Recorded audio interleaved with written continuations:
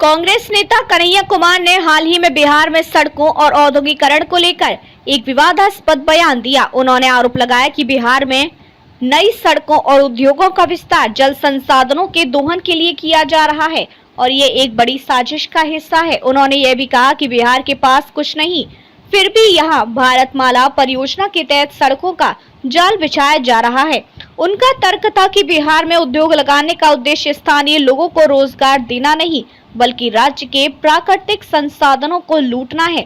इस बयान ने एक बड़ी बहस को जन्म दिया है। क्या बिहार का विकास सच में एक साजिश है या फिर यह सिर्फ एक राजनीतिक बयानबाजी है? क्या बिहार के जल संसाधनों पर खतरा है?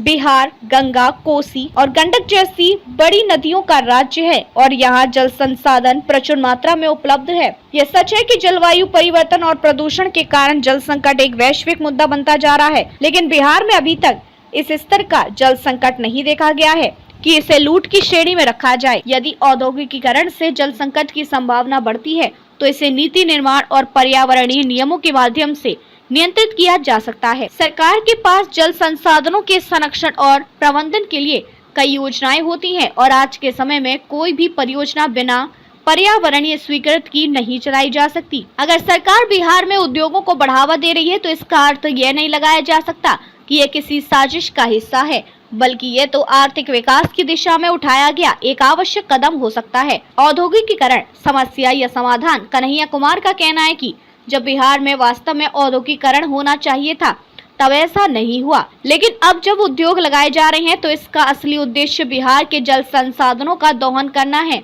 यह तर्क विरोधाभासी है। बिहार में औद्योगिकरण का अभाव हमेशा से एक बड़ा मुद्दा रहा है। बिहार में उद्योगों की कमी के कारण यहाँ बेरोजगारी और पलायन जैसी समस्याएं बनी हुई हैं। अगर अब सरकार इस दिशा में काम कर रही है तो इसे नकारात्मक रूप में देखना एक राजनीतिकरण पूर्वाग्रही कहा जाएगा। अगर स्थानीय लोगों को रोजगार नहीं मिल रहा है तो इसका हल औद्योगिकरण को रोकना नहीं, बल्कि सरकार पर यह दबाव बनाना होना चाहिए कि स्थानीय युवाओं को प्राथमिकता दी जाए। बिहार को अगर आगे बढ़ना है तो उद्योगों को प्रोत्साहित करना ही होगा। सड़कें बनाना क्यों गलत माना जा रहा है? बिहार में सड़क निर्माण को लेकर भी कन्हैया कुमार ने सवाल उठाए हैं। उनका कहना है कि बिहार के पास कुछ नहीं है तो यहाँ सड़कें क्यों बनाई जा रही हैं? ये तर्क भी तथ्यों से परे है। किसी भी राज्य के विकास के लिए सड़कें और आधारभूत संरचना सबसे महत्वपूर्ण तत्व होते हैं। अगर बिहार में अच्छी सड़कें नहीं होंगी तो उद्योग और व्यापार कैसे बढ़ेंगे? अगर परिवहन सुविधाएं नहीं होंगी तो रोजगार के अवसर कैसे पैदा होंगे?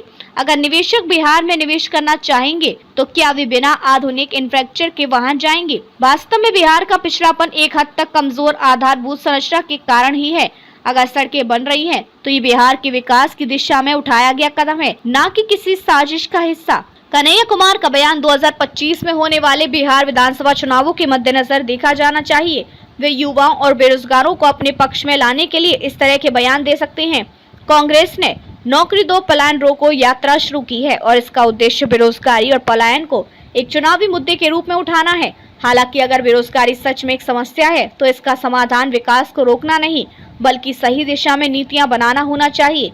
अगर औद्योगिकीकरण और सड़क निर्माण को बिहार के संसाधनों की लूट के रूप में देखा जाए तो यह बिहार के भविष्य को और भी अंधकार में बना सकता है। कन्हैया कुमार के बयान में राजनीतिक रणनीति ज्यादा नजर आती है और तथ्यों पर आधारित ठोस तर्क कम। बिहार में उद्योग और सड़कें बनना सकारात्मक बदलाव का संकेत है। अगर जल संसाधनों का दोहन हो भी रहा है तो इसका हल ये नहीं कि विकास कार्य ही रोक दिए जाएं, बल्कि सख्त पर्यावरण नियम और संसाधनों के न्यायपूर्ण उपयोग की नीतियां लागू की जाएं। राजनीतिक दलों को चाहिए कि वे सिर्फ आलोचना करने की बजाय ठोस समाधान प्रस्तुत करें। बिहार को आगे बढ़ने के लिए उसे उद्योगों, बुनियादी ढांचों और आधुनिक सुविधाओं की जरूरत है, न कि षड्यंत्र की राजनीति में उलझाने की। अगर इनकम का सोर्स नहीं होता तो पटना में ताज होटल नहीं खुलता। अरे हमारे आपके लिए तो ताज होटल नहीं खुला है, जो लोग पैसा कमा लिए उन्हीं के लिए ताज होटल खुला है। और अभी हम आ रहे थे रास्ते में सर समस्तीपुर से दरभंगा की तरफ, तो बड़ा स्कूल खुला हुआ था, जीडी गोयनका और तमाम। तो उसमें जिसके पास पैसा है उसी का बाल बच्चा पढ़ रहा है। तो ऐसा नहीं है कि एक क्लास के पास पैसा नहीं है, पैसा है और वो पैसा यहीं कमा रहे हैं। यहाँ आप जो है किसी भी डिपार्टमेंट में चले जाइए, कोई डिपार्टमेंट बिना कमीशन का तो चल नहीं रहा है। तो कमीशन वो खा कहाँ से रहे हैं? इसका मतलब सरकार के खजाने से पैसा खर्च हो रहा है। पैसा नहीं है तो एमएलए को सैलरी कहां से आ रहा है? एमएलए को सैलरी आ रहा है ना, एमएलए के लिए घर बन रहा है ना, मुख्यमंत्री के लिए घर बन रहा है ना, जो बड़े बड़े कार्यक्रम होते हैं सरकारी उसमें पैसा खर्च हो रहा है ना।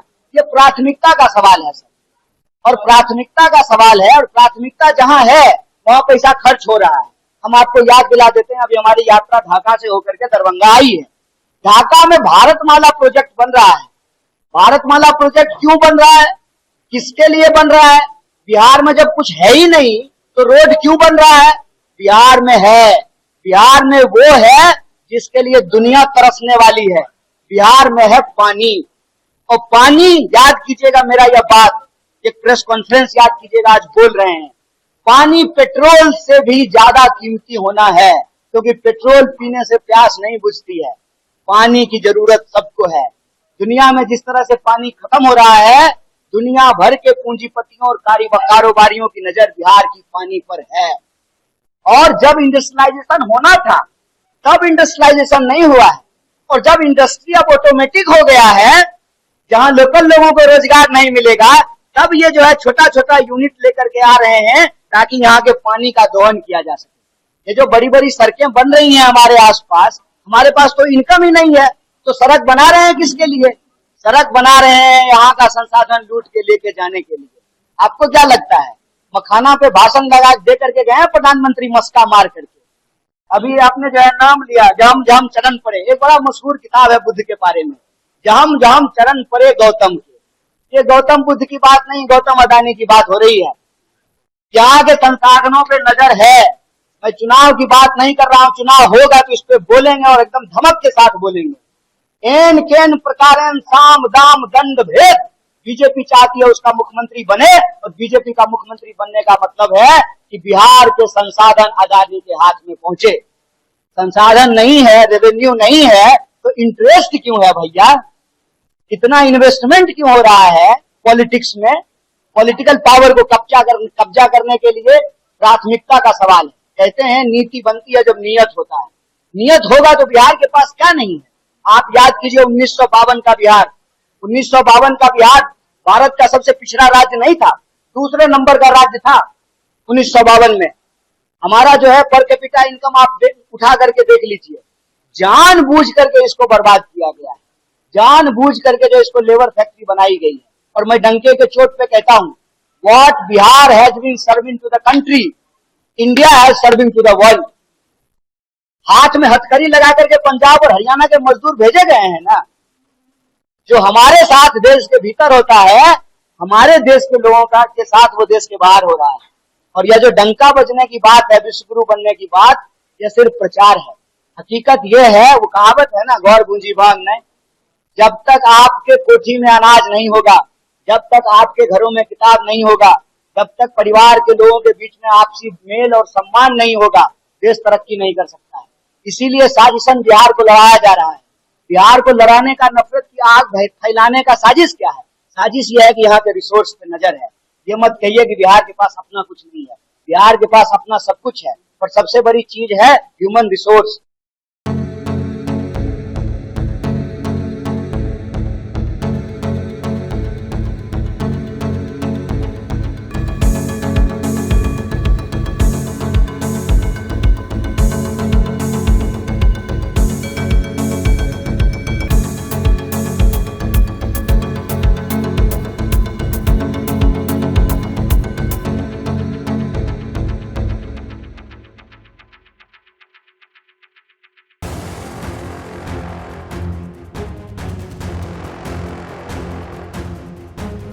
आपके शहर में नए युवा ला रहे हैं नया बदलाव। भवन निर्माण में एसएस कंस्ट्रक्शन, खन्ना एंटरप्राइजेस के offers and distribution, ideal public school की एजुकेशन, जगदम्बा रेस्टोरेंट का taste and decoration, life care medical का कस्टमर अट्रैक्शन, निशा मोबाइल के फोन कलेक्शंस, राजू जी के आम्रपाली मसाले की रेसिपी, डॉक्टर फारिदा परवीन की फिजियोथेरेपी।